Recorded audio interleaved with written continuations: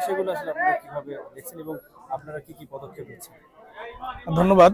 আপনারা জানেন যে আমার বাড়ি হচ্ছে চিলমারি ইউনিয়নে। আমি আসলে বৃহত্তর চর অঞ্চলের সন্তান। চর অঞ্চলের মানুষের এই দুঃখ দুর্দশা দেখি আসলে আমাদের এই কার্যক্রমগুলো চালানো।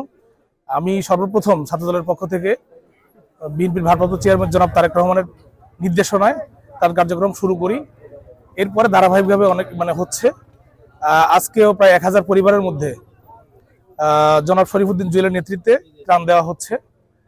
এবং আপনি জানেন যে আজকে আপনারা এসেছেন যে চিলমারির যে যোগাযোগ ব্যবস্থা, যেটা কিছুদিন আগে একটা মানববন্ধন হয়েছে আমাদের এখানে যে এই স্পটটাতেই, সেটা হচ্ছে যে দুইটা ব্রিজের দাবিতে, একটা হচ্ছে সুকারঘাট, একটা হচ্ছে ভাগজত। এই দুইটা জায়গায় আমাদের ব্রিজ অত্যন্ত জরুরি। এটা চিলমারি এবং রামকৃষ্ণপুরের মানুষের দীর্ঘদিনের প্রাণের দাবি এবং মানুষের যে মৌলিক অধিকার শিক্ষা। আপনি জানেন যে এই দুইটা ইউনিয়নে কোনো কলেজ নেই। এখানে এসএসসি পাস করার পরে ইন্টারমিডিয়েট পড়তে একটা ছেলেকে শহরে যেতে হয় বা আমাদের এই ইউনিয়নের বাইরে যেতে হয়।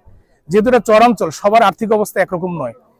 অনেক পরিবারের পক্ষে মেধাবী হওয়া সত্ত্বেও তাদের সন্তানকে বাইরে লেখাপড়া করানোর সুযোগ তাদের হয় না, থাকে না। অনেক শিক্ষার্থী আছে এসএসসির পরে তাকে ঝরে যেতে হয় মেধা থাকা সত্ত্বেও। পাশাপাশি আপনি জানেন যে আমাদের এখানে কোনো হাসপাতাল না থাকার কারণে এখানে অনেকেই চিকিৎসার যে মৌলিক অধিকার সেটা থেকে বঞ্চিত হয়। পাশাপাশি এই যে এবার যে বন্যা, সেই বন্যায় প্রচুর ক্ষয়ক্ষতি হয়েছে ফসলের, ধান, পাট সহ অন্যান্য যেসব ফসল আছে এগুলো ব্যাপক ক্ষয়ক্ষতি হয়েছে। আমরা চেষ্টা করছি যতটুকু সম্ভব বিএনপির ভারপ্রাপ্ত চেয়ারম্যান জনাব তারেক রহমানের নির্দেশনায় এই ক্ষতিকে যতটুকু পুষিয়ে আনা সম্ভব ইনশাল্লাহ আমরা কথা দিচ্ছি চিলমারি এবং রামকৃষ্ণপুরের মানুষকে আমরা তাদের পাশে আছি। যতদিন আমাদের পক্ষে সম্ভব ইনশাল্লাহ আমরা সর্বোচ্চটুকু দিয়ে চেষ্টা করব তাদের পাশে থাকার জন্য। ইউনিয়নের বন্যা কবলিত এলাকাগুলোতে আমরা ত্রাণ দিচ্ছি।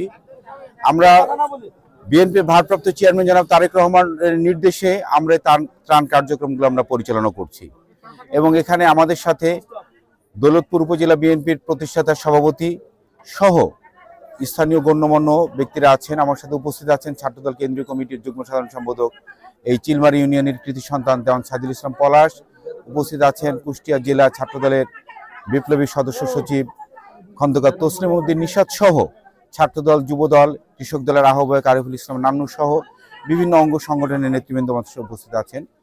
আমরা ত্রাণ কার্যক্রম পরিচালনা করতে গিয়ে দেখেছি আসলে বিশেষ করে চিলমারি ইউনিয়নটা খুবই একটু অবহেলিত ইউনিয়ন। এখানকার মানুষজন এখানকে তারা হলো একমাত্র নৌকার ছাড়া বা ইঞ্জিন চালিত বোট ছাড়া এখানকার মানুষ তারা যাতায়াত করতে পারে না। এলাকার মানুষের দীর্ঘদিনের দাবি এলাকার মানুষের একটা সেতুর জন্য। কিছুদিন আগেও এলাকার মানুষ তারা এখানে একটা মানববন্ধনও করেছে আমাদের ছাত্রদল নেতা দেওয়ান সাইদুল ইসলামের পলাশের নেতৃত্বে। এবং আমরা আশা করি আগামী দিনে বিএনপি সরকার গঠন করলে এলাকাবাসীর পক্ষ থেকে আমরাও সেই একটি সেতু অবিলম্বের জন্য আমরা দাবি জানাচ্ছি এবং আশা করি বিএনপি সবসময় জনবান্ধব একটি দল, জনকল্যাণমূলক কাজ করে। বিএনপি সবসময় জনগণের দুঃখ দুর্দশা বিএনপি জনগণের পাশে থাকে। ইনশাল্লাহ আগামী দিনে বিএনপি সরকার গঠন করলে আমরা এখানে একটা সেতু বাস্তবায়ন হবে বলে আমরা আশা করি।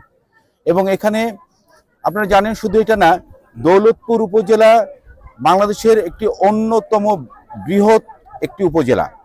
আয়তনের দিক দিয়ে আমি যতটুকু জানি আয়তনের দিক দিয়ে চতুর্থ বৃহত্তম উপজেলা হচ্ছে দৌলতপুর উপজেলা। সেখানে অত্যন্ত দুঃখের বিষয় এই 14টি ইউনিয়নের প্রায় 10 লাখ মানুষের যেখানে বসবাস সেখানে মাত্র একটি 50 শয্যার একটি হাসপাতাল রয়েছে, যেটি অত্যন্ত দুঃখজনক। 10 লাখ মানুষের বিপরীতে 50 শয্যা বিশিষ্ট একটি হাসপাতাল। এর আগেও আমরা হাসপাতালের বিষয়ে আমরা কথা বলেছি এবং আমরা আশা করি যে 50 শয্যা বিশিষ্ট হাসপাতালটি 250 শয্যা বিশিষ্ট হাসপাতাল হবে এবং এই চর এলাকার বিশেষ করে চিলমারি, রামকৃষ্ণপুর, প্রাকপুর এবং ফিলিপনগর এই 4টে এলাকার জন্য একটি আলাদা একটি হাসপাতাল স্থাপিত হবে। সেটা আমরা জোর দাবি জানাচ্ছি এবং বিএনপি সরকার গঠন করলে এখানে হাসপাতাল হবে, এটা আমরা আশাবাদ ব্যক্ত করছি। আমাদের ত্রাণ চলমান আছে, এর আগেও আমরা এক দফা ত্রাণ দিয়েছি। আমাদের দেওয়ান সাইদুল ইসলাম পলাশের নেতৃত্বে আমাদের এক দফা ত্রাণ দেওয়া হয়েছে।